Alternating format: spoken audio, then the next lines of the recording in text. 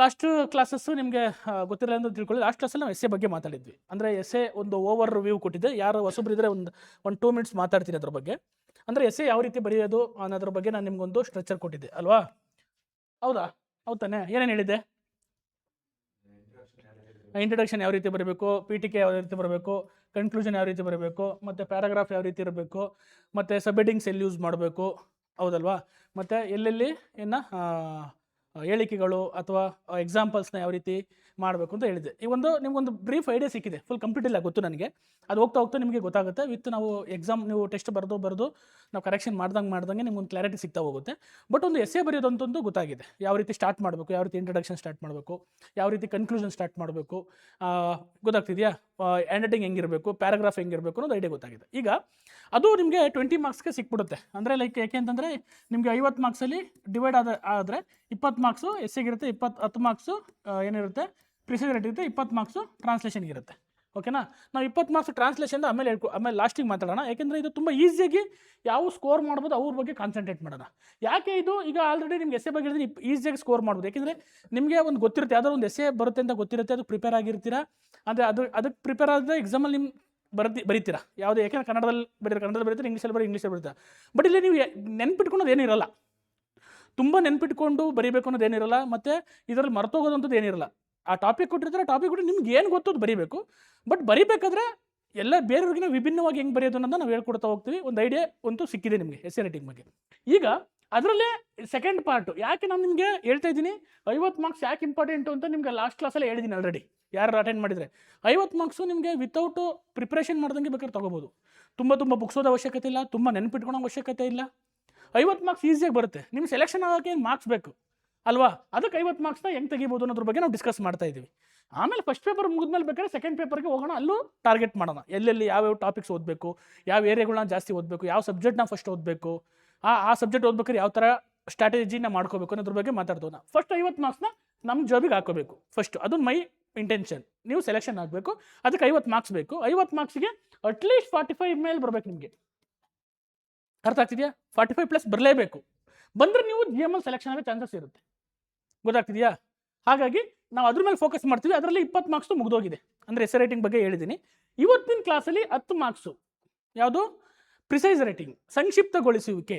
ತುಂಬ ಜನಕ್ಕೆ ಒಂದು ಡೌಟ್ ಇರುತ್ತೆ, ಸರ್ ಯಾಕೆ ಸಂಕ್ಷಿಪ್ತಗೊಳಿಸುವಿಕೆ ಇಟ್ಟಿದ್ದಾರೆ ಎಕ್ಸಾಮ್ಸಲ್ಲಿ, PSI ಎಕ್ಸಾಮ್ಸಲ್ಲಿ ಅನ್ನೋದಿರುತ್ತೆ. ತುಂಬ ವಿದ್ಯಾರ್ಥಿಗಳಿಗೆ ಗೊತ್ತಿರಲ್ಲ. ಏನಂತಂದರೆ ನೀವು ಮುಂದೆ ಕೆಲಸ ಮಾಡಬೇಕಾದ್ರೆ ಏನಾಗುತ್ತೆ, ತುಂಬ ಸಿಚುವೇಶನ್ಸ್ಗಳನ್ನ ಫೇಸ್ ಮಾಡ್ತೀರಾ. ಯಾಕೆಂತಂದರೆ ನೀವು ಯಾವ್ದಾದ್ರು ಒಂದು ಮೀಟಿಂಗ್ ಹೋದರೆ ಮೀಟಿಂಗಲ್ಲಿ ತುಂಬ ವಿಚಾರಗಳನ್ನ ಡಿಸ್ಕಸ್ ಮಾಡಿರ್ತೀರ. ಆ ಡಿಸ್ಕಸ್ ಮಾಡಿದ್ನ ಶಾರ್ಟಾಗೆ ಬರ್ಕೊಂಡು ನೀವು ಅದು ಬಂದು ಇಂಪ್ಲಿಮೆಂಟ್ ಮಾಡಬೇಕಾಗುತ್ತೆ. ಇನ್ನೊಂದು ಚಾರ್ಜ್ ಶೀಟ್ ಅಂತ ಬರೀತೀರಾ. ಚಾರ್ಜ್ ಶೀಟ್ ಅಂತಂದರೆ ನೀವು PSI ಸಿವಿಲ್ ಆದಾಗ ಏನೋ ಕೇಸ್ FIR ಇಂದ ಹಿಡಿದು ಅವ್ನು ಚಾರ್ಜ್ ಶೀಟ್ ಆಗೋವರೆಗೂ ಒಂದಷ್ಟು ಕ್ರೊನಾಲಜಿಕಲ್ ಆರ್ಡರ್ಲಿ ಏನು ಮಾಡ್ತಾ ಬರ್ತೀರಾ, ಇನ್ವೆಸ್ಟಿಗೇಷನ್ ಮಾಡ್ತಾ ಬರ್ತೀರಾ. ಯಾವುದೋ ಒಂದು FSL ರಿಪೋರ್ಟ್ ಬರುತ್ತೆ, ಯಾವುದೋ ಒಂದು ಎವಿಡೆನ್ಸ್ ಮಾಡ್ತೀರಾ, ಯಾವುದೋ ಒಂದು ಸ್ಟೇಟ್ಮೆಂಟ್ ತೊಗೊತೀರಾ. ಸಿವಿಲ್ PSIಗಳು ಅಥವಾ ಸಿವಿಲ್ PCಗಳಿದ್ರೆ ಗೊತ್ತಿರುತ್ತೆ ನಿಮ್ಗೆ ಯಾವ ರೀತಿ ಎವಿಡೆನ್ಸ್ ಕಲೆಕ್ಟ್ ಮಾಡ್ತಾ ಹೋಗ್ತೀರಾ. ಅಸಿಸ್ಟೆಂಟ್ಗಳ ಕೆಲಸ ಮಾಡಿದ್ರೆ ಗೊತ್ತಿರುತ್ತೆ. ಅದನ್ನು ಏನು ಮಾಡಬೇಕಾಗುತ್ತೆ, ನೀವು ಕಂಪ್ರೆಸ್ ಮಾಡಿ, ಅಂದರೆ ನೀವು ಅಷ್ಟು ದಿನ ಮಾಡಿದ್ರೆ ಇನ್ವೆಸ್ಟಿಗೇಷನ್ನ ಕಂಪ್ರೆಸ್ ಮಾಡಿ ಒಂದು ಪುಟ ಅಥವಾ 2 ಪುಟದಲ್ಲಿ ನೀವು ಬರೀಬೇಕಾಗುತ್ತೆ ಅಷ್ಟು ಇನ್ಫಾರ್ಮೇಷನ್ನ. ಅದರಲ್ಲಿ ನೀವು ಹೈಲೈಟ್ಸ್ ಮಾತ್ರ ಬರೀಬೇಕು. ಅಂದರೆ ಏನು ಎವಿಡೆನ್ಸ್ ಏನೇನೋ ಮಾಡಿರ್ತೀರಾ ಅದೆಲ್ಲದೂ ಬೇಕಾಗಲ್ಲ. ಆ ಕೇಸಿಗೆ ಮುಖ್ಯವಾದಂಥ ವಿಷಯಗಳನ್ನ ಸಂಗ್ರಹಿಸಿ ಬರೀಬೇಕಾಗತ್ತೆ. ಅಲ್ಲಿ ನಿಮ್ಮ ಸ್ಕಿಲ್ ಇದೆಯೋ ಇಲ್ಲೋ ಅಂತ ಚೆಕ್ ಮಾಡೋಕ್ಕೆ ಪ್ರಿಸೈಸ್ ರೈಟಿಂಗ್ ಇಟ್ಟಿದ್ದಾರೆ. ಎರಡನೇದು, ನಿಮಗೆ ಬರ್ತಾರೆ ಯಾರಾದರೂ ಈಗ ಒಂದು ಕಂಪ್ಲೇಂಟ್ ಕೊಡೋಕ್ಕೆ ಬಂದಾಗ ಅವರು ತುಂಬ ವಿಷಯಗಳನ್ನ ಬರ್ಕೊಂಡ್ಬಂದಿರ್ತಾರೆ. ಅದರಲ್ಲಿ ನಿಮಗೆ FIR ಬರೋ ಕಂಟೆಂಟ್ ಯಾವುದು, ಇದಕ್ಕೆ ಯಾವ ಸೆಕ್ಷನ್ ಮೇಲೆ ನಾವು FIR ಹಾಕ್ಬೋದು ಅನ್ನೋದನ್ನ ನೀವು ಡಿಸೈಡ್ ಮಾಡಬೇಕಾಗುತ್ತೆ. ಆ ಡಿಸಿಷನ್ ಮೇಕಿಂಗ್ ಬರಬೇಕು ಅಂದರೆ ನಿಮ್ಮಲ್ಲಿ ಆ ಸ್ಕಿಲ್ ಇದೆಯಾ, ಡಿಸಿಷನ್ ಮೇಕಿಂಗ್ ಸ್ಕಿಲ್ ಇದೆಯಾ ಅಂತ ಟೆಸ್ಟ್ ಮಾಡೋಕ್ಕವರು ಈ ಪ್ರಿಸೈಸ್ ರೈಟಿಂಗ್ ಇಟ್ಟಿದ್ದಾರೆ. ಗೊತ್ತಾಗ್ತಿದೆಯಾ? ಅದನ್ನು 10 ಮಾರ್ಕ್ಸ್ಗೆ ಇಟ್ಬಿಟ್ಟು 10 ಮಾರ್ಕ್ಸಲ್ಲಿ ನೋಡೋಣ ಎಷ್ಟು ತೆಗಿತಾನೆ ನೀವು ಅನ್ನೋದ್ರ ಬಗ್ಗೆ ಇದೆ. ಇದರ ಮೇನ್ ಇಂಟೆನ್ಷನ್ನು ಅಂದರೆ ಪ್ರಿಸೈಸ್ ರೈಟಿಂಗ್ ಇಟ್ಟಿರೋ ಉದ್ದೇಶ ಇದು. ಅರ್ಥ ಆಗ್ತಿದೆಯಾ? ಅಂದರೆ ಯಾವುದಾದ್ರೂ ಒಂದು ವಿಷಯ ಬಂದಾಗ ಅಥವಾ ಯಾವ್ದಾದ್ರು ಒಂದು ನೀವು ಮಾಹಿತಿ ಬಂದಾಗ ಅದರಲ್ಲಿ ಇಂಪಾರ್ಟೆನ್ಸ್ ಯಾವುದು ಕೊಡ್ತೀರಾ, ಯಾವ ವಿಚಾರಗಳನ್ನ ನೀವು ಮುಖ್ಯವಾಗಿ ಗಮನಿಸ್ತೀರಾ ಅನ್ನೋದನ್ನ ಟೆಸ್ಟ್ ಮಾಡೋಕ್ಕೆ ಇದನ್ನು ಇಟ್ಟಿದ್ದಾರೆ. ಹಾಗಾಗಿ ಪ್ರಿಸೈಸ್ ರೈಟಿಂಗ್ ಅಷ್ಟೇ ತುಂಬ ಸಿಂಪಲ್. ಎಕ್ಸಾಮ್ ಪಾಯಿಂಟಿಗೆ ಬರೋಣ. ಇದು ಜನರಲ್, ಅಂದರೆ ನಿಮಗೆ ಏನಕ್ಕೆ ಬೇಕು ಅನ್ನೋದು ಹೇಳಿದೆ. ಈಗ ಜನರಲ್ ಪಾಯಿಂಟ್ ವ್ಯೂವಿಗೆ ಬಂದಾಗ ಏನಾಗುತ್ತೆ, ಹೆಂಗೆ ಬರಿಬೇಕು. 10 ಮಾರ್ಕ್ಸ್ಗೆ ನಂಗೆ 10 ಬರುತ್ತೆ. ಇದರಲ್ಲಿ ತುಂಬ ಈಸಿ. 10 ಮಾರ್ಕ್ಸ್ ತೆಗೆ ತುಂಬ ಈಸಿ ಇದರಲ್ಲಿ. ಯಾಕೆಂತಂದರೆ ಇದರಲ್ಲಿ ನೀವು ಏನು ನೆನ್ಪಿಟ್ಕೊಳ್ಳೋ ಅವಶ್ಯಕತೆಯೇ ಇಲ್ಲ. ಯಾಕೆಂದರೆ ಪ್ಯಾಸೇಜಲ್ಲಿರುತ್ತೆ, ಅದು ನೋಡಿ ಬರಿಬೇಕಷ್ಟೇ. ಇಲ್ಲಿ ಅರ್ಥ ಆಗ್ತಿದೆಯಾ? ನೀವೇನು ಹೊಸದಾಗಿ ನೀವೇ ಉತ್ಪತ್ತಿ ಮಾಡೋದಿಲ್ಲ ತಲೆಯಲ್ಲಿ. ಅಕಸ್ಮಾತ್ ಈ ಎಸ್ಸೆ ರೈಟಿಂಗ್ ಆದರೆ ಅಟ್ಲೀಸ್ಟ್ ಸ್ವಲ್ಪ ಎಫರ್ಟ್ ಹಾಕಬೇಕು. ಯಾಕೆಂದರೆ ನಿಮ್ಮಲ್ಲಿ ನಾಲೆಡ್ಜ್ ಇದ್ದರೆ ಬರೀತಾ ಹೋಗ್ತೀರಾ, ನಿಮ್ಮ ಹತ್ರ ವಿಷಯ ಸಂಗ್ರಹಣೆ ಇರಬೇಕು. ಬಟ್ ಇದಕ್ಕೆ ನೋ, ವಿಷಯ ಸಂಗ್ರಹಣೆ ಬೇಕಾಗಿಲ್ಲ. ಅವರೇ ಕೊಟ್ಟಿರ್ತಾನೆ ವಿಷಯ ಸಂಗ್ರಹಣೆನ. ವಿಷಯ ಇರುತ್ತಲ್ಲಿ, ಆ ವಿಷಯ ನಿಮ್ಮ ಕಣ್ಮುಂದೆ ಇರುತ್ತೆ. ಮೊದಲು ಎಲ್ಲ ನಿಮಗೆ ಇದನ್ನು ಕೊಡ್ತಿದ್ರು ಗೊತ್ತಾ, 10th ನಿಮ್ಗೆ ಒಂದು ಪ್ಯಾಸೇಜ್ ಕೊಡ್ತಾಯಿದ್ರು. ಪ್ಯಾಸೇಜ್ ಕೊಟ್ಬಿಟ್ಟು 4 ಕ್ವಶನ್ಸ್ ಕೇಳೋರು ಅಲ್ವಾ? ಆ 4 ಕ್ವಶನ್ಸ್ಗೆ ನೀವು ಅಲ್ಲೇ ನೋಡ್ಕೊಂಡು ಆನ್ಸರ್ ಬರೀತಿದ್ರಲ್ಲ, ಆ್ಯಸ್ ಇಟ್ ಈಸ್ ಸೇಮ್. ಆದರೆ ಇಲ್ಲಿ ಏನಂದರೆ ಸ್ವಲ್ಪ ವಿಭಿನ್ನ ಮಾಡಿರ್ತಾರೆ. ಏನಂತಂದರೆ ಫಸ್ಟು ನಿಮಗೆ ಅದರಲ್ಲಿ ಬರೋದು ಏನಂತಂದರೆ ಇಷ್ಟೇ ವರ್ಡ್ಸಲ್ಲಿ ಬರೀಬೇಕು ಅಂತ ಹೇಳಿರ್ತಾರೆ. ಗೊತ್ತಾಗ್ತಿದೆಯಾ? ನೋಡಿ ನಿಮ್ಗೆ ಇದರಲ್ಲಿ ESI ಪ್ರಿಪೇರ್ ಆಗ್ತಿರೋರಿಗೆ ಅಲ್ಲಿ ಪ್ರಿಸೈಸ್ ರೈಟಿಂಗ್ ಬರಲ್ಲ. ಓನ್ಲಿ PSI ಪ್ರಿಪೇರ್ ಮಾಡ್ತಿರೋರಿಗೆ 10 ಅಂಕಗಳು ಇರುತ್ತೆ. ಗೊತ್ತಾಗ್ತಿದೆಯಾ? ESI ಪ್ರಿಪೇರ್ ಮಾಡ್ತಿದ್ರೆ ಅವರಿಗೆ ಇದಿರಲ್ಲ, ಓದೋ ಅವಶ್ಯಕತೆ ಇರಲ್ಲ. ಓಕೆನಾ? ಒಟ್ಟು ನಿಮಗೆ 10 ಅಂಕಗಳಿರುತ್ತೆ. ನಿಮಗೆ ಟೈಮ್ ಎಷ್ಟು ಇರುತ್ತೆ ಅಂದರೆ 10 ರಿಂದ 15 ನಿಮಿಷ ಇರುತ್ತೆ. ಸರ್ 10 ರಿಂದ 15 ನಿಮಿಷ, ಮ್ಯಾಕ್ಸಿಮಮ್ 15 ನಿಮಿಷ. ಯಾಕೆಂದರೆ ನೀವು ಅದನ್ನ ಪ್ಯಾರಾಗ್ರಾಫ್ ಮೇಲೆ ಡಿಪೆಂಡ್ ಮಾಡಿ. ಅಂದರೆ ಕೆಲವು ಸತಿ ಏನಾಗುತ್ತೆ, ಪ್ಯಾರಾಗ್ರಾಫ್ ದೊಡ್ಡದು ಕೊಟ್ಟಿರ್ತಾರೆ, ಇಲ್ಲ ಕೆಲವೊಂದು ಸತಿ ಪ್ಯಾರಾಗ್ರಾಫ್ ಚಿಕ್ಕದು ಕೊಟ್ಟಿರ್ತಾರೆ ಅಲ್ವಾ? ನೀವು ಡಿಸೈಡ್ ಮಾಡ್ಕೊಳ್ಳಿ ಇದಕ್ಕೆ ಎಷ್ಟು ಟೈಮ್ ಕೊಡಬೇಕು. ಮ್ಯಾಕ್ಸಿಮಮ್ ಎಷ್ಟು ಕೊಡಬೇಕು ಅಂದರೆ 15 ನಿಮಿಷದ ಮೇಲೆ ಕೊಡೋಂಗೆ ಇಲ್ಲ. ಈ 15 ನಿಮಿಷದಲ್ಲಿ ನೀವು ಆ ಪ್ಯಾರಾಗ್ರಾಫ್ನ ಓದಿ ಅರ್ಥ ಮಾಡಿಕೊಂಡು ಅದನ್ನು 1/3 ಮಾಡಬೇಕು ಅಂದಾಗ ಸ್ವಲ್ಪ ಪ್ರಾಕ್ಟೀಸ್ ಬೇಕಾಗುತ್ತೆ. ಯಾಕೆಂದರೆ ನೀವು ಟೈಮ್ ಕಿಲ್ ಮಾಡುತ್ತೆ. ನಿಮ್ಗೆ ಏನಾದ್ರು ವಿತೌಟ್ ಪ್ರಾಕ್ಟೀಸ್, ವಿತೌಟ್ ನೀವೇನಾದ್ರು ಬರಿದಂಗೆ ಇಲ್ಲಿ ಪ್ರಾಕ್ಟೀಸ್ ಮಾಡಿದಾಗ ಎಕ್ಸಾಮ್ಗೆ ಹೋದಾಗ ಏನಾಗುತ್ತೆ, 15 ನಿಮಿಷದಲ್ಲಿ ಮಾಡೋಕ್ಕಲ್ಲ. ಮಾಡ್ತೀರಾ, ಒಂದು 20-25 ನಿಮಿಷ ಕೊಟ್ಟರೆ ಮಾಡ್ತೀರಾ, ಖಂಡಿತ ಮಾಡ್ತೀರಾ ಅಲ್ವಾ? ಇಲ್ಲಿ ನಿಮಗೆ 10 ಗಂಟೆಗೆ ಟೈಮ್ ಕೊಟ್ಟಿದ್ವಿ. ಎಷ್ಟೊಳಗೆ ಬರೀಬೇಕಿತ್ತು? 11:30 ಬರೀಬೇಕಿತ್ತು. ಅದು ತುಂಬ ಜನ ಕಂಪ್ಲೀಟ್ ಮಾಡೋಕೆ ಆಗ್ತಾ ಇಲ್ಲ ಅಲ್ವಾ? ಯಾಕೆ ಅಂದರೆ ಪ್ರಾಕ್ಟೀಸ್. ಗೊತ್ತಾಗ್ತಿದೆಯಾ? ನಿಮ್ಮ ಸ್ಕಿಲ್ಸ್, ನಿಮ್ಮ ರೈಟಿಂಗ್ ಸ್ಕಿಲ್ಲು ಅಥವಾ ನಿಮ್ಮದು ವಿಷಯ ಸಂಗ್ರಹಣೆ ಇಲ್ದಿದ್ದಾಗ ಏನಾಗುತ್ತೆ, ಲ್ಯಾಗ್ ಆಗ್ತಾ ಹೋಗುತ್ತೆ, ಟೈಮ್ ತಗೊಳುತ್ತೆ. ನಿಮಗೆ ಒಂದು ಹೇಳ್ತೀನಿ ನಾನು ಆವಾಗಲೇ, ನಿಮಗೆ ಎಷ್ಟು 90 ಮಿನಿಟ್ಸ್ ಇರುತ್ತೆ, ನಿಮಗೆ 90 ಮಿನಿಟ್ಸಲ್ಲಿ ಸಿಗೋದೇ 85 ಮಿನಿಟ್ಸ್ ಇದೆ. 5 ನಿಮಿಷ ಸುಮ್ಮನೆ ವೇಸ್ಟ್ ಆಗುತ್ತೆ. ಆ 85 ಮಿನಿಟ್ಸಲ್ಲಿ ನೀವೆಲ್ಲವೂ ಮಾಡಬೇಕು. Translation, precise writing, essay writing ಎಲ್ಲ ಮಾಡಬೇಕು. ಅದಕ್ಕೆ ಹೇಳ್ತಿರೋದು ಪ್ರಾಕ್ಟೀಸ್ ಮಾಡಿ ಇವತ್ತಿಂದ. 3 ತಿಂಗಳು ಏನು ಎಕ್ಸಾಮ್ ಬಂದಾಗ ನೋಟಿಫಿಕೇಶನ್ ಆದಾಗ ಮಾಡ್ತಿದ್ರೆ ಐಲಿ ಇಂಪಾಸಿಬಲ್, ಅದು ಆಗೋದಿಲ್ಲ. ಸೆಲೆಕ್ಷನ್ ಆಗಿ ಸಾಧ್ಯತೆ ಇಲ್ಲ. ಅದು ಈಗಿನ ಕಾಂಪಿಟೇಷನ್ ಇಲ್ಲ. ಆಯಿತು, ಈ 15 ನಿಮಿಷ ಅಷ್ಟೇ ನಿಮಗೆ ಟೈಮ್ ಇರುತ್ತೆ. ಯಾಕೆಂತಂದರೆ ಇನ್ನು 15 ನಿಮಿಷ ಯಾವುದು ಕೊಡ್ತೀರಾ, ಟ್ರಾನ್ಸ್ಲೇಷನ್ಗೆ ಇನ್ನೊಂದು 15 ನಿಮಿಷ ಟ್ರಾನ್ಸ್ಲೇಷನ್ ಕೊಡ್ತಾರೆ. ಒಟ್ಟು ಸೇರಿ 45 ನಿಮಿಷ ಆಗುತ್ತೆ. 40 ನಿಮಿಷ ಅಲ್ಲಿ, 45 ನಿಮಿಷ ಅಲ್ಲಿ ಹೋಗುತ್ತೆ. 40 ನಿಮಿಷ ಎಸ್ಸೆ ರೈಟಿಂಗ್ ಬೇಕು ನಿಮಗೆ. 40 + 45 85. ಕರೆಕ್ಟ್ ಆಯಿತು. ಹಂಗಾಗಿ ನಿಮಗೆ ಮ್ಯಾಕ್ಸಿಮಮ್ ಸಿಗದೆ 15 ನಿಮಿಷಗಳ ಅವಕಾಶ. 15 ನಿಮಿಷದಲ್ಲಿ ನಿಮ್ಮ ತಲೆ ಇಡೀ ಆ ಪ್ಯಾರಾಗ್ರಾಫ್ನ ಓದಿ ಅರ್ಥೈಸಿಕೊಂಡು ಅವ್ರು ಹೇಳಿದ ರೀತಿಯಲ್ಲಿ ಟ್ರಾನ್ಸ್ಲೇಟ್ ಮಾಡಿ ಅದಕ್ಕೊಂದು ಶೀರ್ಷಿಕೆ ಕೊಡಬೇಕು. ಅರ್ಥ ಆಯ್ತಾ? ಇಷ್ಟೆಲ್ಲ ಕೊಟ್ಟಾಗ ಏನಾಗುತ್ತೆ, ನಿಮಗೊಂದು ಮಾರ್ಕ್ಸು ಬರುತ್ತೆ. ನೀವು ಕರೆಕ್ಟಾಗಿ ಆ ಪ್ಯಾರಾಗ್ರಾಫ್ನ ಅರ್ಥ ಮಾಡಿಕೊಂಡು ಅವ್ರು ಹೇಳಿದ ಥರ ಬರೆದು ಒಂದು ಶೀರ್ಷಿಕೆ ಕೊಟ್ಟರೆ ನಿಮಗೆ 10ಕ್ಕೆ 10 ಮಾರ್ಕ್ಸ್ಗಳು ಬರೋ ಚಾನ್ಸಸ್ ಇರುತ್ತೆ. ಅದಕ್ಕೆ ಇದು ಈಸಿ. ಮತ್ತು 1-2 ಸತಿ ನೀವು 1-2-3 ಪ್ಯಾರಾಗ್ರಾಫ್ ಮಾಡೋವ್ರಿಗೂ ಅಷ್ಟೇ, 1-2-3 ಪ್ಯಾರಾಗ್ರಾಫ್ ಪ್ರಾಕ್ಟೀಸ್ ಮಾಡೋವ್ರಿಗೂ ಅಷ್ಟೇ. ಮಾಡ್ತಾ ಈಸಿಯಾಗಿ ಹೋಗ್ಬಿಡುತ್ತೆ. ಗೊತ್ತಾಗ್ತಿದೆಯಾ? ಅದಕ್ಕೆ ಹೈಯೆಸ್ಟ್ ಮಾರ್ಕ್ಸು ಇದರಲ್ಲಿ ತೆಗಿಬೋದು. ಅಂದರೆ ಔಟ್ 10ಕ್ಕೆ 10 ಮಾರ್ಕ್ಸು ನೀವು ಬೇಕಾದ್ರಲ್ಲಿ ತೆಗಿಬೋದು. ನಾನು ಹೇಳ್ತೀನಿ ಯಾವ ರೀತಿ ಅಂತ. ಮತ್ತು ಇದರಲ್ಲಿ ಒಂದು 15 ಗೋಲ್ಡನ್ ಪಾಯಿಂಟ್ಸ್ ಬರ್ತವೆ, ಗೋಲ್ಡನ್ ರೂಲ್ಸ್ ಅಂತ ಕರಿಬೋದು. ಆ ರೂಲ್ಸ್ದು ಗೊತ್ತಿರಬೇಕು ನಿಮಗೆ. ಅಂದರೆ ಯಾವ ರೀತಿ ಬರೀಬೇಕು, ಯಾವ ರೀತಿ ಅರ್ಥ ಮಾಡ್ಕೋಬೇಕು ಅನ್ನೋದು ಗೊತ್ತಾಯಿತು ಅಂದರೆ ನಿಮಗೆ ಈಸಿಯಾಗಿ ಅದು ಹೇಳ್ತಾ ಹೋಗ್ತೀನಿ. ಮತ್ತು basic information, technical information. Basic information ಏನು ಅಂತಂದರೆ ಹೇಳ್ತೀನಿ. ಮತ್ತು ಟೆಕ್ನಿಕಲ್ ಇನ್ಫಾರ್ಮೇಷನ್ ಗೊತ್ತಿರಬೇಕು. ಏನು ಟೆಕ್ನಿಕಲ್ ಇನ್ಫಾರ್ಮೇಷನ್ ಅಂದರೆ ಬಾಕ್ಸ್ ಒಳಗೇನೆ ಬರೀಬೇಕು, ಜೋಡಿ ಪದ ಬಂದರೆ ಹೆಂಗೆ ಬರೀಬೇಕು, ದೊಡ್ಡ ಪದ ಬಂದರೆ ಹೆಂಗೆ ಬರೀಬೇಕು. ಅರ್ಥ ಆಗ್ತಿದೆಯಾ? ಇಸ್ವಿಗಳು ಕೊಟ್ಟಾಗ ಆ ಇಸ್ವಿಗಳು ಬರೀಬೇಕಾ, ಈ ರೀತಿಯ ಕೆಲವು ಡೌಟ್ಸ್ಗಳು ಇರುತ್ತೆ. ಆ ಡೌಟ್ಸ್ಗಳು ನಿಮಗೆ ಏನಾಗುತ್ತೆ ಕ್ಲಾರಿಫೈ ಮಾಡ್ತಾ ಹೋಗ್ತೀನಿ. ಓಕೆನಾ? ನೋಡಿ, ನಿಮಗೆ ಸಾರಾಂಶ ಬರೋಣಿಗೆ ಏನಂತ ಒಂದು ಅರ್ಥ ಮಾಡ್ಕೋಬೇಕು ಅಂದರೆ ಸಿಂಪಲ್. 3 ಅವರ್ ಮೂವಿ ನೋಡಿರ್ತೀರಾ, ಆ 3 ಅವರ್ ಮೂವಿ ನೋಡಿದ್ನ ನಿಮ್ಮ ಫ್ರೆಂಡಿಗೆ ಬಂದು ಎಕ್ಸ್ಪ್ಲೇನ್ ಮಾಡ್ತೀರಲ್ಲ, ಅದೇ ಪ್ರಿಸೈಸ್ ರೈಟಿಂಗ್. ಅರ್ಥ ಆಗ್ತಿದೆಯಾ? 3 ಅವರ್ ನೋಡಿರ್ತೀರಾ, 3 ಅವರ್ ಸ್ಟೋರಿನ ಹೇಳೋಕ್ಕಾಗುತ್ತೆ, ಫುಲ್ಲು ಹೇಳೋಕ್ಕಾಗಲ್ಲ. ಹಿಂಗಿತ್ತು ಮಗ, ಈ ಹೀರೋ ಇದ್ದ, ಹಿಂಗೆ ಬಂದ, ಈ ಕತೆ ಸ್ಟೋರಿ ಇದ್ದಿತ್ತು, ಹಿಂಗೆ ಫೈಟ್ ಆಯಿತು, ಇಲ್ಲಿ ಕಾಮಿಡಿ ಚೆನ್ನಾಗಿತ್ತು, ಇಲ್ಲಿ ಈ ಲವ್ ಸ್ಟೋರಿ ಚೆನ್ನಾಗಿತ್ತು, ಲಾಸ್ಟಿಗೆ ಈ ಥರ ಎಂಡ್ ಆಯಿತು ಅಂತ ಅಷ್ಟೇ ತಾನೇ ಹೇಳೋದು ನೀವು. ಅಂದರೆ ನೀವು ಯಾವ್ದು ಹೇಳ್ತೀರಂದರೆ ನಿಮ್ಗೆ ಯಾವುದು ಇಂಪಾರ್ಟೆಂಟ್ ಅಂತ ಅನ್ನಿಸ್ತು, ಅಥವಾ ಅದರಲ್ಲಿ ಯಾವುದು ಮುಖ್ಯವಾದ ಕತೆ ಸ್ಟೋರಿ ಏನಿತ್ತು ಅದನ್ನು ಮಾತ್ರ ಹೇಳ್ತಿರಲ್ವ, ಅದೇ ರೀತಿ ಪ್ರಿಸೈಸ್ ರೈಟಿಂಗು ಅಷ್ಟೇ. ಗೊತ್ತಾಗ್ತಿದೆಯಾ? ಆಮೇಲೆ ಇಲ್ಲಿ ನಿಮ್ಗೆ ಸ್ವಂತವಾಗಿ ಬರೆಯೋಕ್ಕೆ ನಿಮ್ಗೆ ಅವಕಾಶ ಇದೆ, ಏನಾದರೂ ಸೇರಿಸಿ. ಗೊತ್ತಾಗ್ತಿದೆಯಾ? ಹಾಗಾಗಿ ಮತ್ತೆ ಇದು ಏನಾಗುತ್ತೆ, PSI ಪತ್ರಿಕೆ 1ರಲ್ಲಿ ಕಡ್ಡಾಯವಾಗಿರುತ್ತೆ. ಮತ್ತು KS ಮುಖ್ಯ ಪರೀಕ್ಷೆ ಬರೀಬೇಕಾದ್ರೆ ಕನ್ನಡ ಕಡ್ಡಾಯ ಬರುತ್ತಲ್ಲ, ಆ ಕನ್ನಡ ಕಡ್ಡಾಯದಲ್ಲೂ ನಿಮಗೆ ಪ್ರಿಸೈಸ್ ರೈಟಿಂಗ್ ಇರುತ್ತೆ.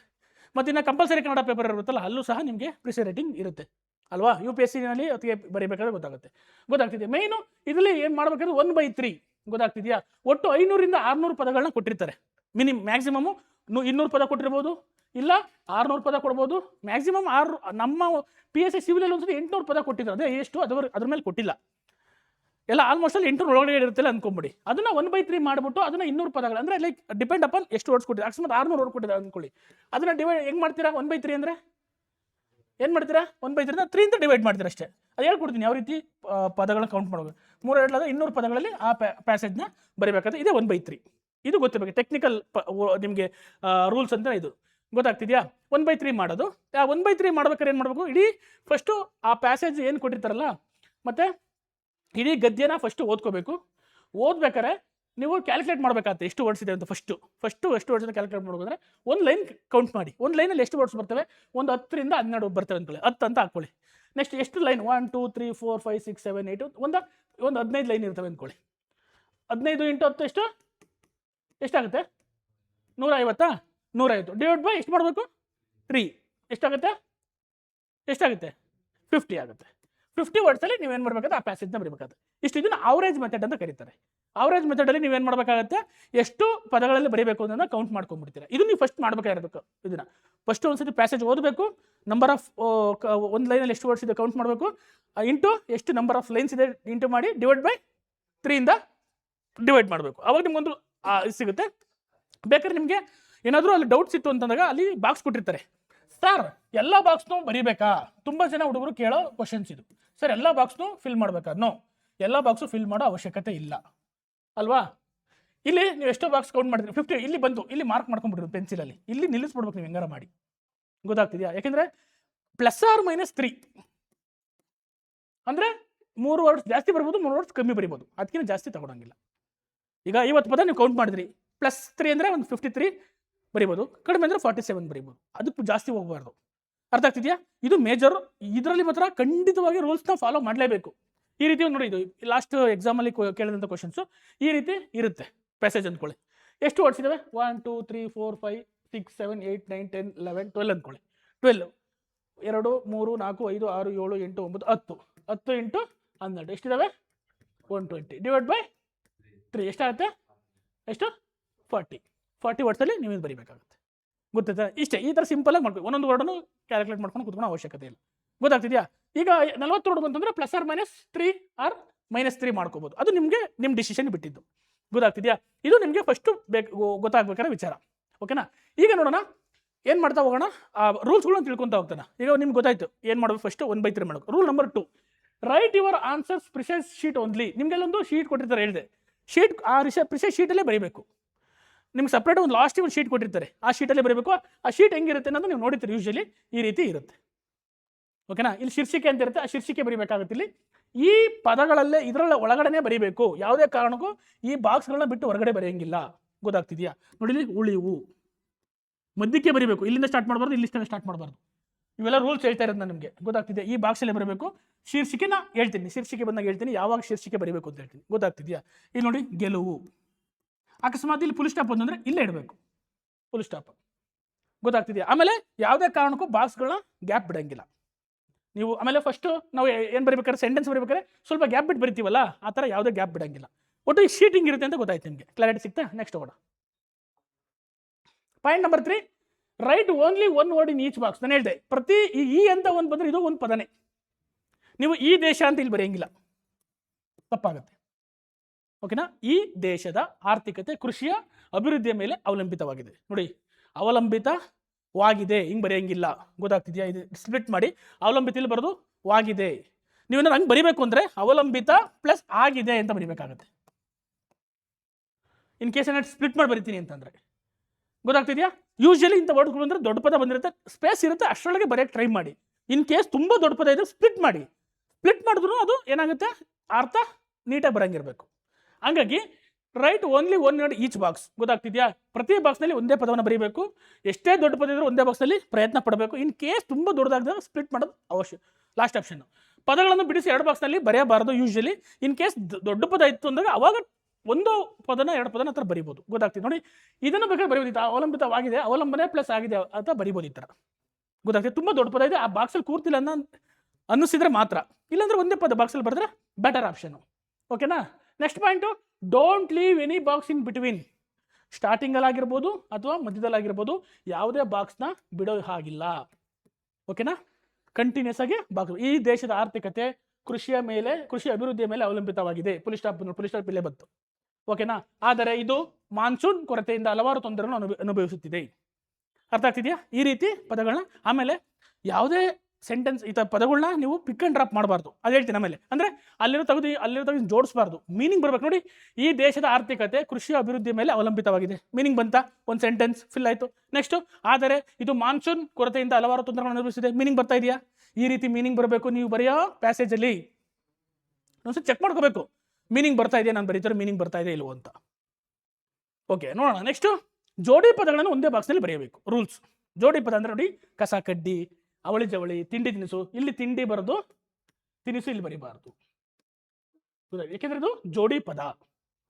ಗೊತ್ತಾಗ್ತಾ? ಕನ್ನಡದಲ್ಲಿ ಜೋಡಿ ಪದ ಅಂತ ಬರ್ತಾವಲ್ಲ, ಹಾಗಾಗಿ ಯಾವುದೇ ಜೋಡಿ ಪದ ಬಂದರೂ ಇಲ್ಲಿ ಬರೀಬೇಕು. ಅರ್ಥ ಆಗ್ತಿದ್ಯಾ? ಓಕೆ. ಎನಿ ಡೌಟ್ಸ್ ಇಲ್ವಾ? ನೋಡಿ, next, instead of mentioning numbers, datas and percentage, write their context. ಅಂದರೆ ಸಂಖ್ಯೆಗಳು, ನಂಬರ್ಗಳು ಮತ್ತು ಪ್ರತಿಶತಗಳನ್ನ ಬರೆಯೋ ಬದಲು ಅದರದ್ದು ಮೀನಿಂಗ್ ಬರೀಬೇಕು. ಗೊತ್ತಾಗ್ತಿದೆಯಾ? ಮೀನಿಂಗ್ ಬರಬೇಕು. ಹೆಂಗಪ್ಪ ಅಂತಂದರೆ ನೋಡಿ, ಇಲ್ಲಿ ಪ್ರಸ್ತುತ ಜಾಗತಿಕ ಉಷ್ಣಾಂಶವು ಕೈಗಾರಿಕಾ ಪೂರ್ವ ಅವಧಿಗಿಂತ 1.1 ಡಿಗ್ರಿ ಸೆಲ್ಸಿಯಸ್ ಹೆಚ್ಚು ಇದ್ದು 2030ಕ್ಕಿಂತ ಮುಂಚೆ 1.5 ಡಿಗ್ರಿ ಸೆಲ್ಸಿಯಸ್ ಆಗಲಿದೆ. ಇಲ್ಲಿ ಎರಡು ಡಿಗ್ರಿಗಳನ್ನ ಕೊಡ್ತಾ ಇದ್ದಾರೆ ಅಲ್ವಾ? ನೆಕ್ಸ್ಟ್, ಈ ಪ್ರಮಾಣವನ್ನು 2 ಡಿಗ್ರಿ ಮತ್ತೆ ಡಾಟಾಗಳು ಹೇಳ್ತಾ ಇದ್ದಾರೆ. ಸೆಲ್ಸಿಯಸ್ ಒಳಗಡೆ ಇಡಲು ಪ್ರಸ್ತುತ ವಾತಾವರಣಕ್ಕೆ ಸೇರಿಸುತ್ತಿರುವ ಹಸಿರುಮನೆ ಅನಿಲಗಳನ್ನು 2023ರಲ್ಲಿ 21%ಕ್ಕೆ 2035ರಲ್ಲಿ 35% ಇಳಿಸಬೇಕೆಂದು ವರದಿ ಹೇಳುತ್ತದೆ. ಇದು ನೀವು ಕನ್ಸೈಸ್ ಬರೀಬೇಕು ಅಂತಂದಾಗ ಇವನ್ನ ಪದೇ 1 ಡಿಗ್ರಿ, 2 ಡಿಗ್ರಿ, 5 ಡಿಗ್ರಿ ಇದನ್ನೆಲ್ಲ ಬರೆಯೋ ಅವಶ್ಯಕತೆ ಇಲ್ಲ. ಹೆಂಗೆ ಬರಿಬೋದು ಅಂತಂದರೆ ನೋಡೋಣ. ನೋಡಿ, ಇಲ್ಲಿ ಕೈಗಾರಿಕಾ ಪೂರ್ವದಲ್ಲಿ ತಾಪಮಾನ ಹೆಚ್ಚಳ ನಿರಂತರವಾಗಿ ಆಗುತ್ತಿದೆ. ನೋಡಿ, ಇಲ್ಲಿ 1 ಇದ್ದು 1.2 ಆಯಿತು, ಅಂದರೆ ನಿರಂತರ ಹೆಚ್ಚುತ್ತಾ ಇದೆ. ಅದನ್ನು ನಾನು ಒಂದೇ ಸೆಂಟೆನ್ಸಲ್ಲಿ ಬರೆದ್ಬಿಟ್ಟೆ. ಗೊತ್ತಾಗ್ತಿದೆಯಾ? ನಿಮ್ಗೆ ಅರ್ಥ ಆಗದಿಲ್ಲ ಇರ್ಬೋದು, ಬಟ್ ಇದನ್ನು ಪ್ರಾಕ್ಟೀಸ್ ಮಾಡ್ತಾ ಬರುತ್ತೆ. ಗೊತ್ತಾಗ್ತಿದೆಯಾ?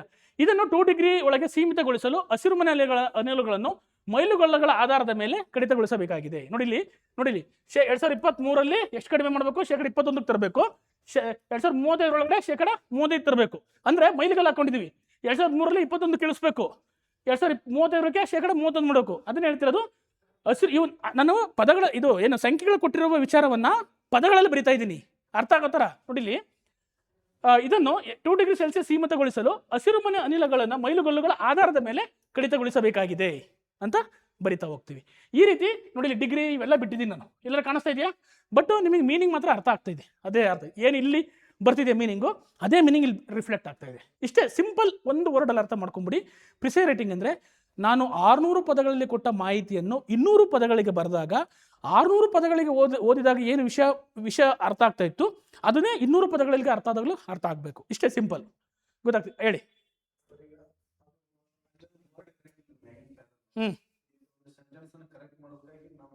ಒಂದು ಎಕ್ಸ್ಟ್ರಾ ಹಾಕೋಬೇಕು, ಹಾಕಿ, ತೊಂದರೆ ಏನಿಲ್ಲ, ಆ್ಯಡ್ ಮಾಡ್ಬೋದು, ಡೋಂಟ್ ವರಿ.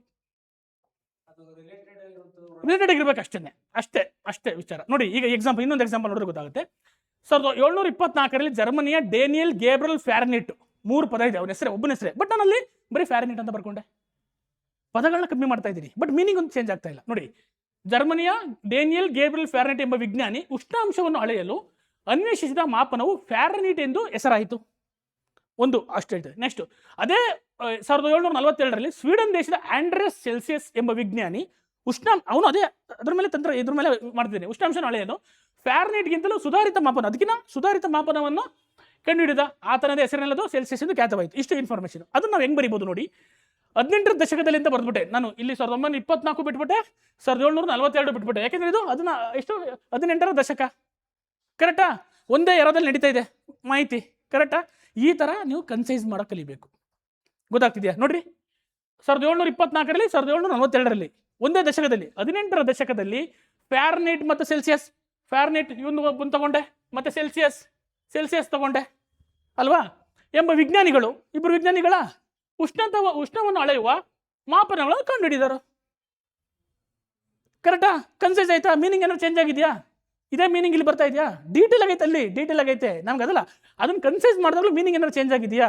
ನಿಮ್ಗೆ ಇದು ಓದಾಗ ಏನಾಯ್ತು, ಇಬ್ಬರು ಸೈಂಟಿಸ್ಟ್ ಇದ್ರು, ಅವರು ಉಷ್ಣಾಂಶ ಕಂಡುಹಿಡುವ 2 ಮಾಪನ ಕಂಡುಹಿಡಿದ್ರು. ಎಷ್ಟು ಕಂಡು 18ರ ದಶಕದಲ್ಲಿಂದ ಕಂಡುಹಿಡಿದ್ರು. ಇದು ಇದೇ ಇನ್ಫಾರ್ಮೇಷನ್ ನಾನು ಇಷ್ಟು ಕನ್ಸೈಸ್ ಮಾಡಿ ಹೇಳಿದ್ದೀನಿ. ಓಕೆನಾ? ಅರ್ಥ ಆಗ್ತಿದೆಯಾ? ಹೆಂಗೆ ಕನ್ಸೈಸ್ ಮಾಡ್ಬೇಕು ಅಂತ ನಿಮ್ಗೆ ಎಕ್ಸಾಂಪಲ್ಸ್ ಕೊಡ್ತಾ ಇದ್ದೀನಿ. ನಿಮ್ಗೆ ಗೊತ್ತಾಗುತ್ತೆ ಹೋಗ್ತಾ ಬರಿತಾ ನಿಮ್ಗೆ ಎಲ್ಲಿ ಯಾವುದು ನೀವೇನು ಮಾಡ್ತೀರಾ, ಪದಗಳು ತುಂಡಾಕೋದಲ್ಲ. ಇದು ಕವಿರತ್ನ ಕಾಳಿದಾಸದಲ್ಲಿ ಇಷ್ಟದ ಪದ ಹೇಳಿದಾಗ ಇದರಲ್ಲಿ ಅರ್ಧ ವಸಿ ತುಂಡಾಕು, ಇದರಲ್ಲಿ ವಸಿ ತುಂಡಾಕು ಅಂತ ತುಂಡಾಕಿ ಏನು ಮಾಡ್ತೀರಾ, ಮೀನಿಂಗ್ ಕೆಡಿಸ್ಬಿಡ್ತೀರಾ. ಆ ರೀತಿ ತುಂಡಾಕೋದಲ್ಲ. ಅದು ತುಂಡು ಹಾಕಿದ್ರು ಮೀನಿಂಗ್ ಫುಲ್ಲಾಗಿ ತುಂಡು ಹಾಕ್ಬೇಕು.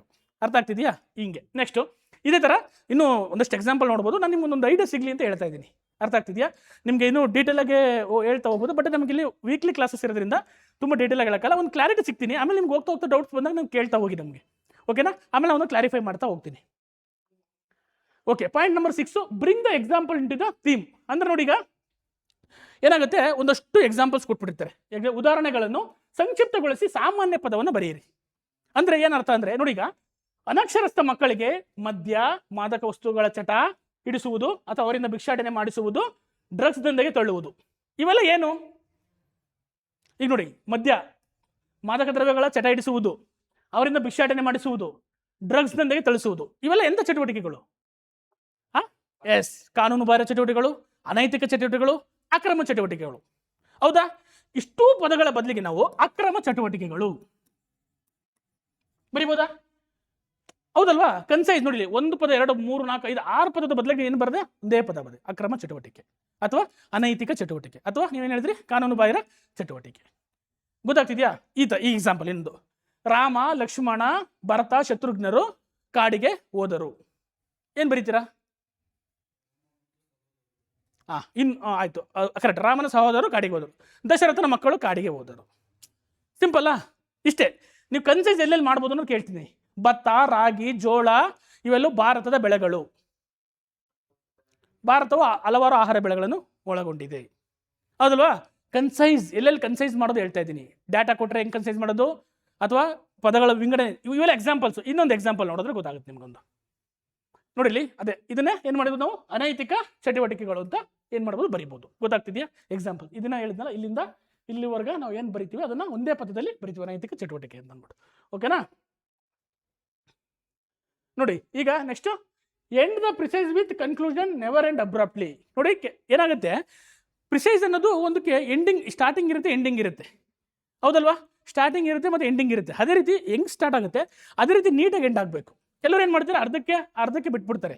ಅಂದರೆ ಲೈಕ್ ಅದು ಮೀನಿಂಗ್ಫುಲ್ ಆಗಿ ಎಂಡ್ ಆಗಿರಲ್ಲ. ಹಾಗಾಗಿ ನೀವು ಪ್ರಿಸೈಸ್ ಎಂಡ್ ಮಾಡಬೇಕು ಅಷ್ಟೇ, ಅದು ಲಾಸ್ಟ್ ಏನು ಸಾರಾಂಶ ಬರ್ತಿದೆ ಅದ್ರದ್ದು ಕನ್ಕ್ಲೂಷನ್ ಆಗಿ ಎಂಡ್ ಮಾಡಬೇಕು ನೀಟಾಗಿ. ಗೊತ್ತಾಗ್ತಿದೆಯಾ? ಅರ್ಧಂಬರ್ಧ ಫಾಸ್ಟಾಗಿ ಬರಿತೀನಿ ಅಂತ ಹೋಗ್ಬಿಟ್ಟು ಏನೇನೋ ಬರೆದು ಅಥವಾ ಮೀನಿಂಗ್ಫುಲ್ ಆಗಿ ಇಲ್ದಂಗೆ, ಯಾಕೆಂದ್ರೆ ಹುಡುಗರು ಅಲ್ಲಿ ಏನು ಮಾಡ್ತಾರೆ, ಟೈಮ್ ಆಗೋಗ್ಬಿಟ್ಟಿರುತ್ತೆ, ಲಾಸ್ಟ್ ಬರೀ ಸ್ಟಾರ್ಟ್ ಮಾಡ್ಕೊಂಡ್ಬಿಡ್ತಾರೆ, ಬರೀತಾ ಸುಮ್ಮನೆ ಪದಗಳು ತೆಗೆದು ಜೋಡಿಸ್ಬಿಟ್ಟಿರ್ತಾರೆ. ಅವಾಗ ಏನಾಗುತ್ತೆ, ಅದು ಮೀನಿಂಗ್ ಕೆಟ್ಟೋಗುತ್ತೆ. ಅವಾಗ ಏನಾಗುತ್ತೆ, ಮಾರ್ಕ್ಸ್ ಹೋಗುತ್ತೆ. ಅದಕ್ಕೆ ಪ್ಲ್ಯಾನ್ ಮಾಡ್ಕೋಬೇಕು. ಲಾಸ್ಟ್ ಎಂಡ್ ಹೆಂಗೆ ಮಾಡಬೇಕು, ನಾನು ಸ್ಟಾರ್ಟ್ ಹೆಂಗೆ ಮಾಡಬೇಕು, ಎಂಡ್ ಹೆಂಗೆ ಮಾಡಬೇಕು, ವಿತ್ ಪ್ಲ್ಯಾನ್ ಇರಬೇಕು. 15 ನಿಮಿಷ ಏನು ಬರಿತೀರಾ, 15 ನಿಮಿಷದ್ದು ಪ್ಲ್ಯಾನ್ ಇರಬೇಕು, ಹೆಂಗೆ ಬರಿತೀನಿ ಅನ್ನೋದು. ಗೊತ್ತಾಗ್ತಿದೆಯಾ? ಹಾಗೆ next, right the title not heading. ನೋಡಿ, ನೀವು ಏನಾದರೂ ಶೀರ್ಷಿಕೆ ಬರಿತೀರಲ್ಲ, ಅದು ಹೆಡ್ಡಿಂಗ್ ಥರ ಇರ್ಬೋದು. ಅಂದರೆ ಹೆಡ್ಡಿಂಗ್ ಅಂದರೆ ಒಂದು 5-6 ಪದಗಳನ್ನು ಒಳಗೊಂಡಿರುತ್ತೆ. ಆದರೆ ಶೀರ್ಷಿಕೆ 3 to 4 ವರ್ಡ್ಸ್. 3 to 4 ವರ್ಡ್ಸ್ ಹೆಂಗಿರಬೇಕು ಅಂದರೆ, ನ್ಯೂಸ್ ಪೇಪರ್ ಓದ್ತೀರಾ, ನ್ಯೂಸ್ ಪೇಪರ್ಲಿ ಹೆಡ್ಡಿಂಗ್ ಬಂದಿರುತ್ತೆ ಗೊತ್ತಾ? ಆ ಹೆಡ್ಡಿಂಗ್ ನೋಡ್ತಿದ್ದಂಗೆ ನಿಮ್ಗೊಂದು ಕ್ಲಾರಿಟಿ ಸಿಗುತ್ತೆ, ಏನು ವಿಚಾರ ಹೇಳ್ತೈತೆ ಈ ಪೇಪರು ಅಥವಾ ಆರ್ಟಿಕಲ್ಲು. ಗೊತ್ತಾಗಲ್ಲ ನಿಮಗೆ? ಆ ಥರ ನಿಮ್ಮ ಹೆಡ್ಡಿಂಗ್ಗಳಿರಬೇಕು. ಅರ್ಥ ಆಗ್ತಿದೆಯಾ? ನೀವು ಯಾವುದೇ ಇದು ಟೈಟಲ್ ಬರೆದ್ರು ಆ ಟೈಟಲ್ಲು ಅದಕ್ಕೆ ಸೂಕ್ತವಾಗಿರಬೇಕು. ಇಡೀ ಏನು ಮಾಡ್ತಾರೆ ಹುಡುಗರು, ಸ್ಟಾರ್ಟಿಂಗ್ ಹಿಂಗಿರುತ್ತೆ, ಒಂದು ಫುಲ್ ಪೇಜ್ ಇರುತ್ತೆ, ಅದು ಇದನ್ನು ಓದ್ಬಿಡ್ತಾರೆ. ಇಲ್ಲೊಂದಿಷ್ಟು ಇನ್ಫಾರ್ಮೇಷನ್ ಇರುತ್ತೆ, ಬರೀ ಮೇಲ್ಗಡೆ ಇನ್ಫಾರ್ಮೇಷನ್ ಸೂಕ್ತವಾಗಿ ಮಾತ್ರ ಬರೆದಿರ್ತಾರೆ, ಅಥವಾ ಕೆಳಗಡೆ ಇನ್ಫಾರ್ಮೇಷನಿಗೆ ಸೂಕ್ತವಾಗಿ ಮಾತ್ರ ಬರೆದಿರ್ತಾರೆ. ಟೈಟಲ್ ಅಂದ್ರೆ ಹಂಗಲ್ಲ, ಇಡೀ ಪ್ಯಾರಾಗ್ರಾಫಿಗೆ ಅದು ಸೂಕ್ತವಾಗಿರಬೇಕು. ಎಕ್ಸಾಂಪಲ್ಲು ಅದೇನಾಗುತ್ತೆ, ಇಲ್ಲಿ ಮೇಲ್ಗಡೆ ಏನಾಗುತ್ತೆ, ಏನೋ ಬಡತನದ ಬಗ್ಗೆ ಹೇಳ್ತಾ ಇರುತ್ತೆ, ಇಲ್ಲಿ ಅನಕ್ಷರಸ್ಥ ಬಗ್ಗೆ ಹೇಳ್ತಿರುತ್ತೆ, ಕೆಳಗಡೆ ನಿರುದ್ಯೋಗದ ಬಗ್ಗೆ ಹೇಳ್ತಿರುತ್ತೆ. ನೀವೇನು ಬರೀತೀರಾ ಟೈಟಲ್ಲು? ಏನೋ ಎಸ್, ವೆರಿ ಗುಡ್, ಸಾಮಾಜಿಕ ಸಮಸ್ಯೆಗಳ ಬಗ್ಗೆ ಬರೀಬೇಕು. ಹೌದಲ್ವಾ? ನೀನು ಇಲ್ಲಿ ಬರೀ ಆರೋಗ್ಯದ ಬಗ್ಗೆ ಬರೆದ್ರೆ ಅದು ಬರೀ ಮೇಲ್ಗಡೆ ಪ್ಯಾರಾಗ್ರಾಫ್ ಮಾತ್ರ ಸೂಕ್ತ ಆಗುತ್ತೆ. ಮಧ್ಯದಲ್ಲಿ ಬಡತನದ ಬಗ್ಗೆ ಬರೆದ್ರೆ ಅದು ಬಡತನಕ್ಕೆ ಮಾತ್ರ ಸೂಕ್ತವಾಗಿರುತ್ತೆ. ಅಥವಾ ಇಲ್ಲೇನು ಮಹಿಳಾ ಸಬಲೀಕರಣದ ಬಗ್ಗೆ ಅದು ಮಹಿಳಾ ಸಬಲೀಕರಣ. ಬಟ್ ಇವನ್ನೆಲ್ಲೂ ಇನ್ಕ್ಲೂಡ್ ಆಗಿ ಟೈಟಲ್ ಇರಬೇಕು. ಅವ್ರು ಹೇಳ್ದ ಸಾಮಾಜಿಕ ಸಮಸ್ಯೆಗಳ ಬಗ್ಗೆ ನಾವು ಬರಿತಾ ಇದ್ದೀವಿ, ಆ ರೀತಿ ನಿಮ್ಮ ಟೈಟಲ್ ಇರಬೇಕು. ಟೈಟಲ್ಗೆ 1 ರಿಂದ 2 ಮಾರ್ಕ್ಸ್ ಇರುತ್ತೆ. ಯಾವುದೇ ಕಾರಣಕ್ಕೂ ಟೈಟಲ್ನ ಬಿಡಬೇಡಿ. ಹಂಗಂತ ಫಸ್ಟೇ ಬರಿಬಾರ್ದು.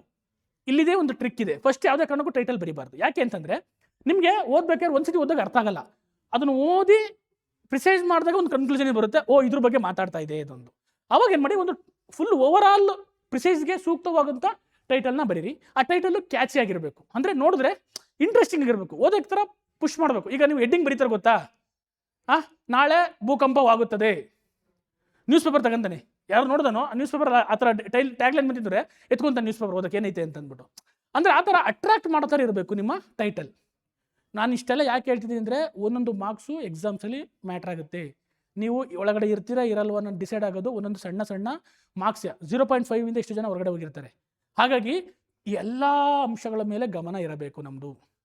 ಎಲ್ಲ ಇಡೀ ಪೇಪರ್ 1ನಲ್ಲಿ ಎಲ್ಲೂ ನಿಮ್ಮದು ಮಿಸ್ಟೇಕ್ಸ್ ಇರಬಾರ್ದು. 45ಕ್ಕೆ 45 ಮೇಲೆ 50ಕ್ಕೆ 45 ಮೇಲೆ ಬರಲೇಬೇಕು. ಅದಕ್ಕೆ ಬರಲೇಬೇಕು ಅಂದಾಗ ಇಂಥ ಸಣ್ಣ ಸಣ್ಣ ಅಂಶಗಳನ್ನು ನೀವು ಗಮನಿಸಬೇಕು. ಸುಮ್ಮನೆ ಪ್ರಿಸೈಸ್ ಬರೆದ್ಬಿಡ್ರಿ ಅನ್ನಲ್ಲ. ಪ್ರಿಸೈಸ್ ಹೆಂಗೆ ಬರೀಬೇಕು, ಟೈಟಲ್ ಹೆಂಗೆ ಕೊಡಬೇಕು, ಆ ಟೈಟಲ್ ಕೊಟ್ಟರೆ ಯಾವ ರೀತಿ ಟೈಟಲ್ ಕೊಡಬೇಕು, ಇವೆಲ್ಲ ಮ್ಯಾಟ್ರ್ ಆಗುತ್ತೆ. ಸಣ್ಣ ಸಣ್ಣ ಬದಲಾವಣೆಗಳು ನಿಮಗೆ ಒಂದೊಂದು ಮಾರ್ಕ್ಸ್ಗಳನ್ನ ಆ್ಯಡ್ ಮಾಡ್ತಾ ಹೋಗುತ್ತೆ ಡೇ ಬೈ ಡೇ. ಅರ್ಥ ಆಗ್ತಿದೆಯಾ? ಅದಕ್ಕೆ ನಾನು ಹೇಳ್ತಿದ್ದು ಇವನ್ನೆಲ್ಲ ಗಮನ ಕೊಡಿ. ಓಕೆನಾ? ತಲೆ ಬರಹಗಳು simple, short and sweet, like ಗಾದೆ ಯೂಸ್ ಮಾಡಿ, ವಚನಗಳನ್ನ ಯೂಸ್ ಮಾಡಿ, ಅಥವಾ ಯಾವುದಾದ್ರೂ ದಾಸರ ಪದಗಳನ್ನ ಯೂಸ್ ಮಾಡಿ, ಏನಾದರೂ ಯೂಸ್ ಮಾಡಿ, ಜನಪದ ಸಾಹಿತ್ಯದ ಯೂಸ್ ಮಾಡಿ. ಯಾವುದೋ ಒಂದು ಬಂತು ಅಂದರೆ ಇದು ಉಪ್ಪಿಗಿಂತ ರುಚಿ ಇಲ್ಲ ತಾಯಿಗಿಂತ ದೇವರು, ಆ ಥರ ಬರೀಬೋದು. ಬಟ್ ಅದು ಸೂಕ್ತವಾಗಿರಬೇಕು. ಹಂಗಂದ್ಬಿಟ್ಟು ಗಾದೆ ಮತ್ತು ಬರೆಯೋಕೆ ಹೇಳಿದ್ದೀನಿ ಅಂದ್ಬಿಟ್ಟು ಏನೇನೋ ಬರೆಯೋದಲ್ಲ. ಆ ಒಂದು ಏನಕ್ಕೆ ಇಡೀ ಪ್ರಿಸೈಸ್ಗೆ ಸೂಕ್ತವಾಗಿರಬೇಕು. ಅದನ್ನು ತಲೆಯಲ್ಲಿ ಇಟ್ಕೊಳ್ಳಿ. ಅರ್ಥ ಆಯ್ತಾ? Okay. Next rule number 8, right the title not the heading. ಆಯ್ತಲ್ವಾ? ನೋಡಿ ಎಕ್ಸಾಂಪಲ್ಲು ನೋಡಿ, ಈ ರೀತಿ ಬರೀಬೇಕು. ಬೆಳೆಯುವ ಸಿರಿ ಮೊಳಕೆಯಲ್ಲಿ, ಬರಡಾಗದರಲ್ಲಿ ಬಾಲ್ಯ. ಈ ರೀತಿಯ ನಿಮ್ಮ ಟೈಟಲ್ಗಳು ಇರಬೇಕು. ಅರ್ಥ ಆಗ್ತಿದೆಯಾ?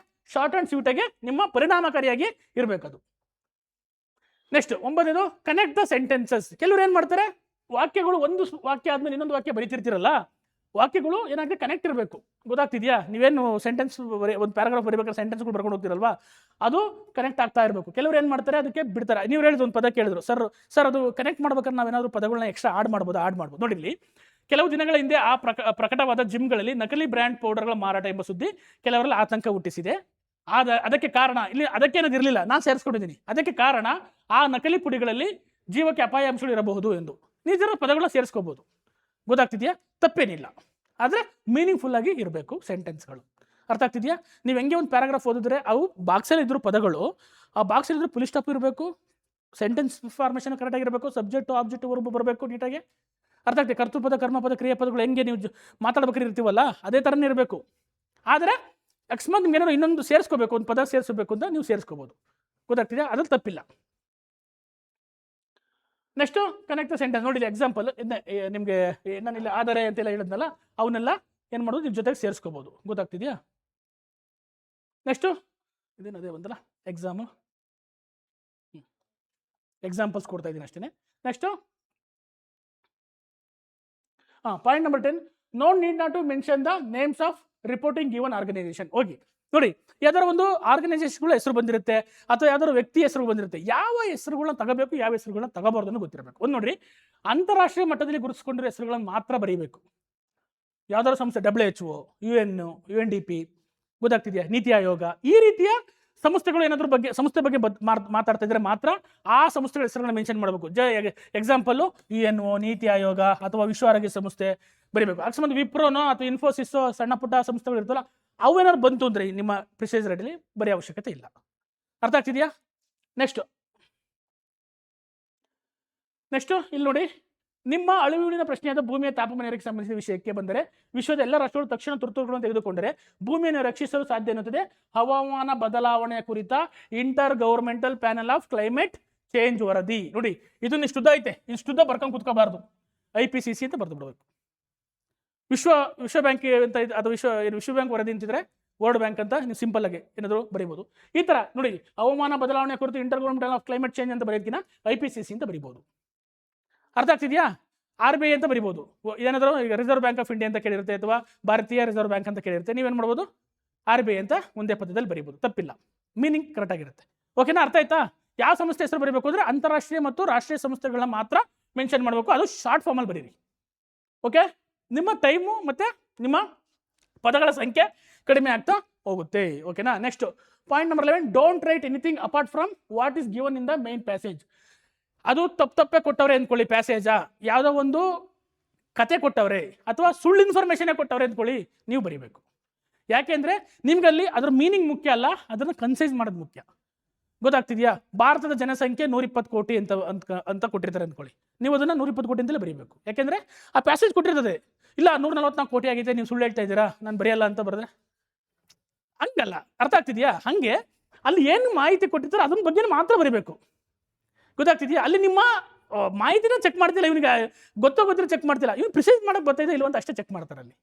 ಅರ್ಥ ಆಗ್ತಿದೆಯಾ ಮಕ್ಕಳ? ನಾನು ಹೇಳಿದ್ದು ನಿಮಗೆ ನೋಡಿ, ಅದಕ್ಕೆ ಕೊಟ್ಟಿರೋ ಮಾಹಿತಿಯಿಂದ ಹೊರಗೆ ಏನನ್ನೂ ಬರೆಯುವಂತಿಲ್ಲ. ನೋಡಿ, ಅವರು ತಪ್ಪು ಮಾಹಿತಿ ಕೊಟ್ಟಿದ್ರು ಅದನ್ನೇ ಬರೆಯಬೇಕು ಅಲ್ವಾ? ಕೊಟ್ಟ ಮಾಹಿತಿ ಚೌಕಟ್ಟಿನಲ್ಲೇ ಬರೆಯಬೇಕು. ಎಕ್ಸ್ಟ್ರಾ ನೀವೇನು ಇನ್ಫಾರ್ಮೇಷನ್ ಆ್ಯಡ್ ಮಾಡ್ಕೋಬಾರ್ದು. ನೆಕ್ಸ್ಟು ಹೊಸ ಮಾಹಿತಿಯನ್ನು ಯಾವುದೇ ಕಾರಣಕ್ಕೂ ಸೇರಿಸಬಾರ್ದು. ಅಲ್ಲೇನು ಅವ್ರು ಮಾಹಿತಿ ಕೊಟ್ಟಿರ್ತಾರೋ ಅದನ್ನು ಕನ್ಸೈಸ್ ಮಾಡಿ ಬರೀಬೇಕು. ಅವ್ರು ಸುಳ್ಳು ಕೊಟ್ಟಿರೋ ಸುಳ್ಳೇ ಬರೀರಿ, ತಪ್ಪು ಕೊಟ್ಟಿದ್ರೆ ತಪ್ಪೇ ಬರೀರಿ. ಓಕೆನಾ? ಇದು ಕ್ಲಾರಿಟಿ ಇರಬೇಕು. ಹುಡುಗರು ಏನು ಮಾಡ್ತಾರೆ, ಅಕಸ್ಮಾತ್ ಏನೋ ಮಿಸ್ಟೇಕ್ ಇತ್ತು ಅಂದಾಗ ಅದನ್ನು ಸರಿಪಡಿಸೋಕೆ ಹೋಗ್ತಾರೆ. ಏನು ತಪ್ಪು ಕೊಟ್ಟರೆ ಸರಿ ಅದು ರಾಂಗ್ ಆಗುತ್ತೆ. ಅರ್ಥ ಆಗ್ತಿದೆಯಾ? ಅದು ಮಾಡೋಕೆ ಹೋಗ್ಬೇಡಿ. ಪ್ರಿಸೈಸಲ್ಲಿ, ಎಸ್ಪೆಷಲಿ ಪ್ರಿಸೈಸಲ್ಲಿ. ಗೊತ್ತಾಗ್ತಿದೆಯಾ? ಹಂಗನ್ಬಿಡಲ್ಲಿ ಎಸ್ ರೈಟಿಂಗಲ್ಲಿ ತಪ್ಪು ಬರೆಯಂಗಿಲ್ಲ.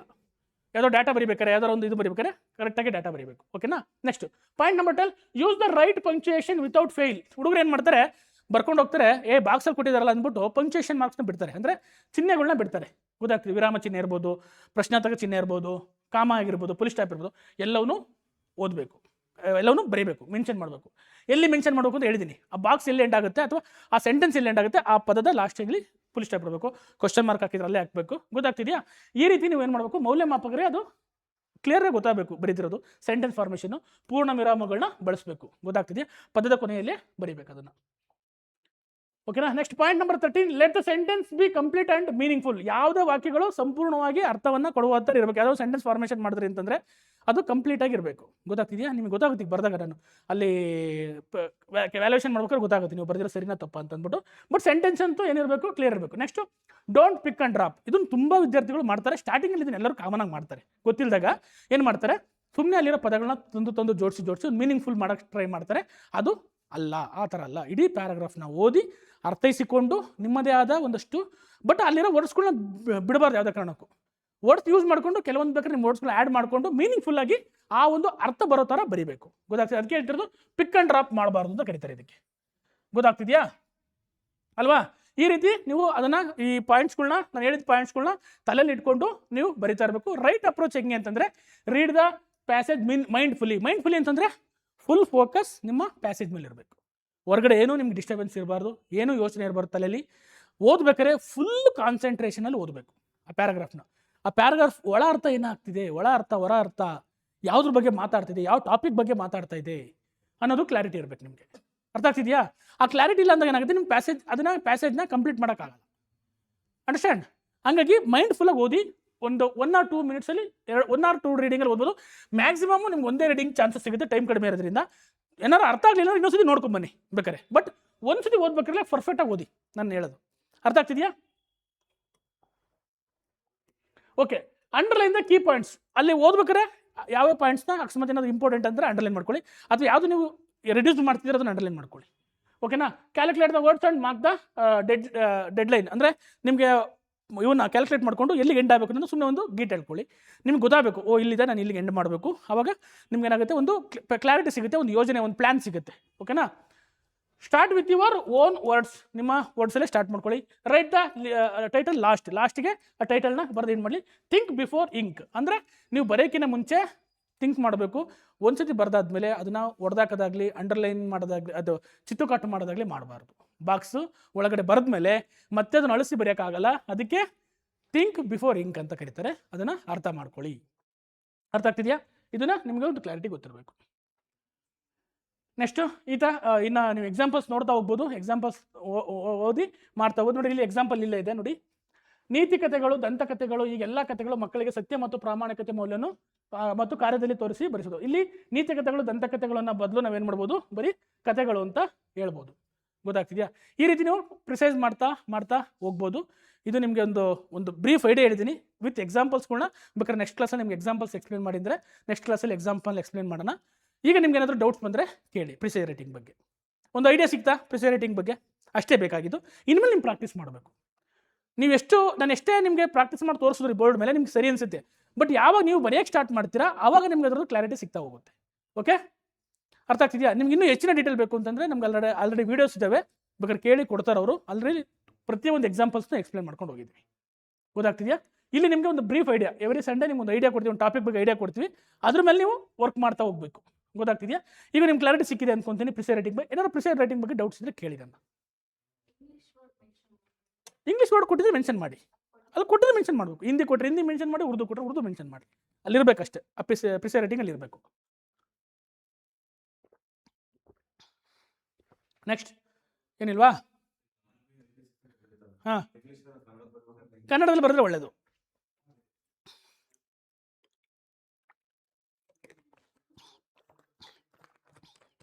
ಓಕೆನಾ? ಓಕೆ, ಯಾರು ಕಂಪ್ಲೀಟ್ ಮಾಡಿಲ್ಲ ಟೆಸ್ಟ್ನ ಕಂಪ್ಲೀಟ್ ಮಾಡಿ. ಮಿಕ್ತರದು ಏನಾದ್ರು ನಿಮ್ಮದು ಡೌಟ್ಸ್ಗಳಿದ್ರೆ ಬನ್ನಿ ಮಾತಾಡೋಣ. ಓಕೆ.